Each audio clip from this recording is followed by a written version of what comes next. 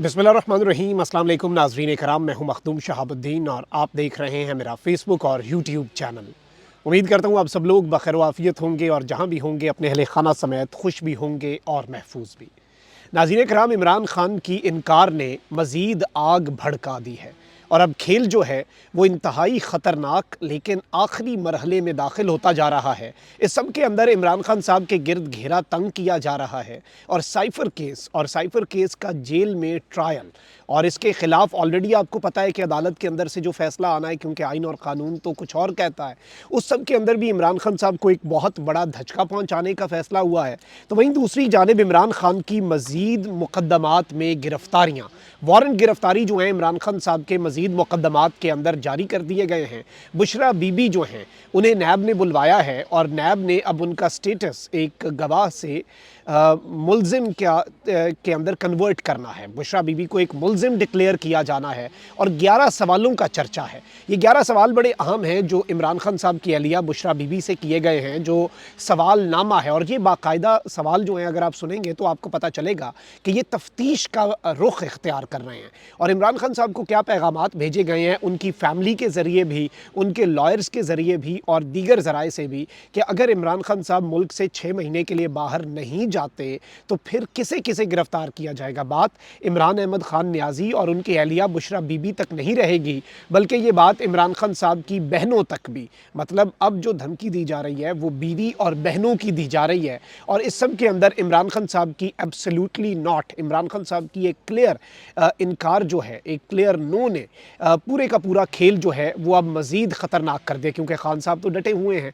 खान साहब तो सरेंडर कर नहीं रहे, लेकिन दूसरी साइड जो है वो अब सरेंडर ना करने की सज़ा देना चाह रही है। इसके अंदर कुछ और डेवलपमेंट्स भी हैं। इमरान खान साहब के जो करीब लोग हैं उनके लिए भी मुश्किलात बदस्तूर बढ़ती जा रही हैं और अब तो सिर्फ़ और सिर्फ इमरान खान को छोड़ना ही काफ़ी नहीं है। असद उमर साहब से सियासत क्विट करवाई गई कि कोई पीटीआई के अंदर वापसी का रास्ता नहीं, कि ये ना कहें कि मैं जी इमरान खान का साथ छोड़ रहा हूँ, पीटीआई की रुकनीत मेरे पास है। पीटीआई की रुकनीत छुड़वाई गई, फवाद चौधरी को उठा लिया गया क्योंकि वो आईपीपी के अंदर एक फ़ाल किरदार अदा नहीं कर रहे थे। बाकी लोग कुछ गायब हैं, कुछ की स्टेटमेंट्स आ चुकी हैं, कुछ को शमूलियत करवा दी गई है और ये सब कुछ बैक टू बैक किया जा रहा है। वहीं दूसरी जानिब जो इमरान खान साहब के साथ डटे हुए हैं, शाह महमूद कुरैशी हो गए, आज उनके अहले खाना से मुलाकात तो करवा दी गई है, लेकिन कुरैशी साहब को भी सब के अंदर खान साहब के साथ विक्टिमाइज़ किया जा रहा है।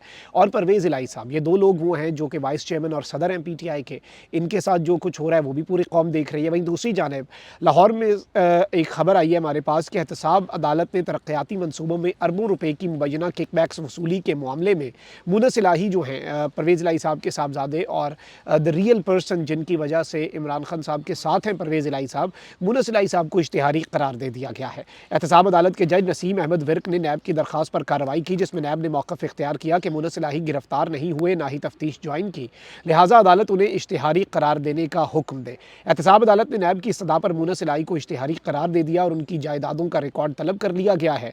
एहतसाब अदालत ने जायदादों को कर्क करने की कार्रवाई का आगाज़ कर दिया है। इनकी जायदादें जो हैं वो ज़ब्त कर ली जाएंगी मुनस इलाही साहब की। वहीं दूसरी जानिब नवाज शरीफ साहब की तमाम तर जायदादें जो ज़ब्त थी वो बहाल भी की जा रही हैं, यानी एट अ टाइम दोनों काम हो रहे हैं। पीटीआई को क्रश भी किया जा रहा है और एक साबका मफरूर इश्तिहारी सज़ा याफ्ता मुजरिम मुल्क से भागा हुआ शख्स वो इस वक्त निज़ाम की सहूलतकारी को भी इंजॉय कर रहा है।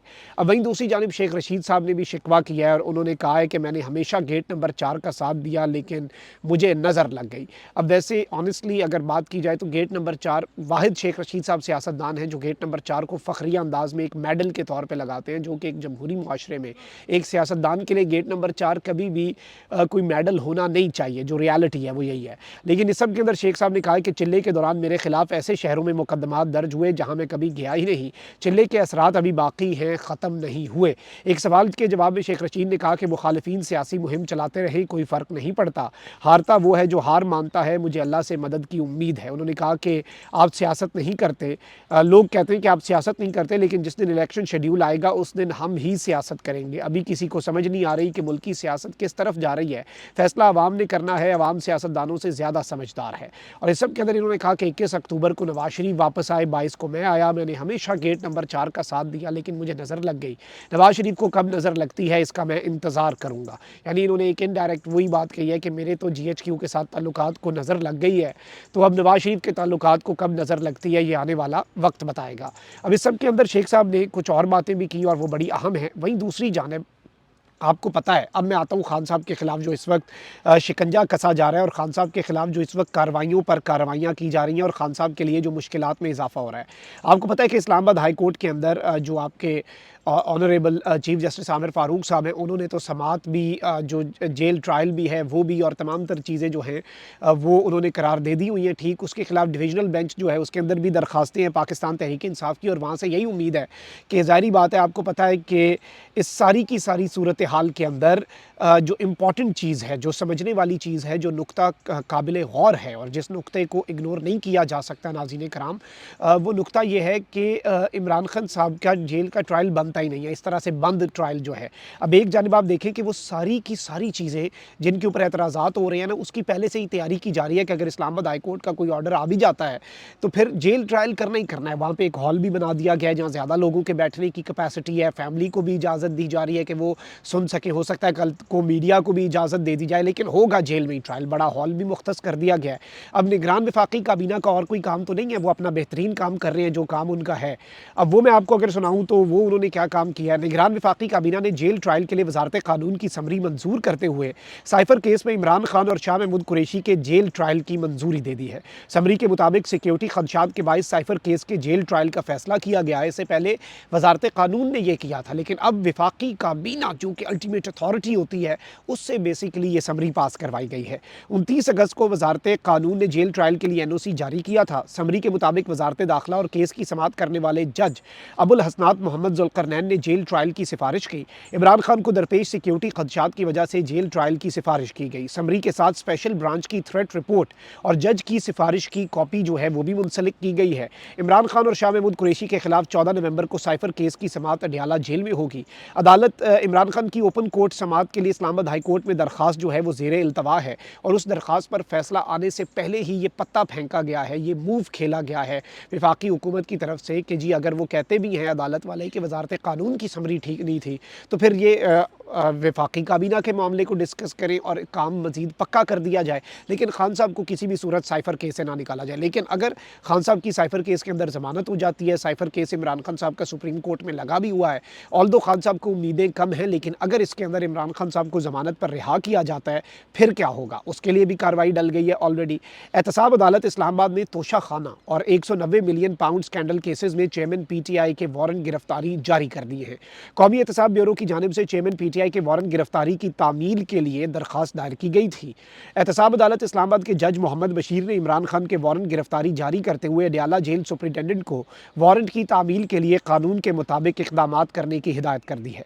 ख्याल रहे कि इमरान खान साहब साइफर केस में गिरफ्तार हैं और उन्हें सिक्योरिटी खदशात के पेश नज़र अडयाला जेल में ही रखा गया है। सीक्रेट अदालत इमरान खान साहब के खिलाफ केस की समाअत 14 नवंबर को करेगी और इस सब के अंदर एक चीज़ वाज़ेह है कि अब इमरान खान साहब की इसके अंदर जो अगर वारंट गिरफ्तारी जारी हो चुके हैं और सुपरिटेंडेंट अडयाला जेल को ये हुक्म दे दिया गया है कि आप इनके जो वारंट्स हैं उनकी तामील करवा दें, तो फिर इमरान खान साहब की आप समझ लें कि गिरफ्तारी ऑलरेडी डल चुकी है। As of we speak Khan Sahab अब 2 नैब के केसेस के अंदर गिरफ्तार हो चुके हैं और एक केस है आपका जी 190 मिलियन पाउंड स्कैंडल केस और एक है तोशा खाना का एक फौजदारी केस चल रहा था जिसमें सजा हुई, मुअत्तल हुई। एक नैब के अंदर भी तोशा खाना का केस चल रहा है और वो मामला भी आपके सामने है। अच्छा, वहीं दूसरी जानिब इमरान खान साहब और उनकी अहलिया जो हैं उनके गिर्द घेरा तंग किया जा रहा है और जिस तरह से मैंने अपने इब्तदाइये में आपके सामने खबर रखी, खान साहब ने एक बहुत बड़ी डील की ऑफ़र के ऊपर इनकार किया है। इमरान खान साहब को कायल करने की कोशिश की गई है एक मरतबा फिर से कि वो 6 महीने के लिए बाहर चले जाएं, वरना बुशरा बीबी समेत इमरान खान साहब की बहनों को गिरफ्तार कर लिया जाएगा। खान साहब ने जवाब दिया कि मेरी बीवी और बहनें नहीं बल्कि मेरे पूरे के पूरे घर को गिरफ्तार कर लो, मेरा पूरे घर वालों को पाबंदे सलासल कर दो, फिर भी मैंने समझौता नहीं करना। और इस सब के अंदर ये चीज़ जो है इमरान खान साहब क्योंकि माइनस नहीं ना हो पा रहे, जेल में बैठा हुआ इमरान खान भी अवाम की उमंगों का सितारा बना हुआ है। अगर खान साहब बाहर चले जाते हैं तो उससे फिर ये इमेज बनाएंगे कि भाग गया और इमरान खान साहब बहादुर नहीं रहे और इस तरह की चीज़ें। ऑल्दो ये सब करते रहे हैं खुद ही, लेकिन इनमें इतनी हिम्मत है, ये इतनी मुनाफ़क़त है हमारे मुल्क के अंदर कि वो तजियाकार जो नवाज़ शरीफ की वापसी को ग्लोरीफाई करते थे और नवाज़ शरीफ के मुल्क से भागने को ज़रूरत करार देते थे, वो इमरान खान साहब पे तनकीद भी करेंगे। लेकिन ये सारी की सारी चीज़ें जो हैं ये ख़तरनाक और अब यूँ लग रहा है कि बुशरा बीबी और इमरान खान साहब की बहनों के गिर्द घेरा तंग किया जा रहा है। अब नाज़रीन इकराम, यहाँ पे बुशरा बीबी साहिबा के हवाले से जो डेवलपमेंट्स हैं वो ये है कि आज पहली मरतबा बुशरा बीबी से बाकायदा तफ्तीशी अंदाज में वो नैब में पेश हुई हैं और आज बाकायदा तौर पर तफ्तीशी अंदाज में नैब रावलपिंडी ने 11 सवाल पूछे हैं।